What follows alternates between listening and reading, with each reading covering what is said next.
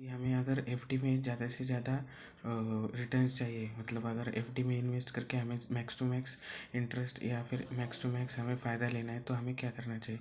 तो welcome to our financial education system, financial education video. So अगर हमें ऐसा करना है तो हमें अगर हमें फॉर एग्ज़ाम्पल हमारे पास 6 लाख की मतलब पैसे हैं हमारे पास, तो हमें 6 लाख में से सबसे पहले हमें उसको तीन में डिवाइड करना है, मतलब 2-2 लाख के ऐसे 3 पार्ट में डिवाइड करना है। और उसके बाद हमें पहले 2 लाख जो है वो 1 साल के लिए एफडी करके रखना है बैंक में। सेकंड जो 2 लाख है वो 2 साल के लिए एफडी करके रखना है। और थर्ड जो 2 लाख है वो 3 साल के लिए एफडी करके रखना है।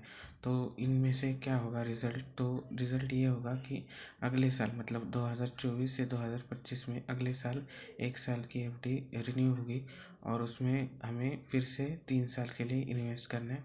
उसके बाद अगले साल उसके अगले साल मतलब 2026 को हमें एक एफडी जो 2 लाख की है, जो हमने पहले 3 जो हमने एफडी की थी उसमें से ये सेकंड होगी और वही एफडी हमें फिर से 3 साल के लिए इन्वेस्ट करना है। और हमें उसके अगले साल मतलब 2027 को 3 साल वाली इन्वेस्ट की मतलब 3 साल के लिए जो हमने एफडी रखी थी पहले 3 में से तीसरी वाली एफडी फिर से रिन्यू हो जाएगी और वो हमें फिर से 3 साल के लिए रिन्यू मतलब एफडी करके रखना है।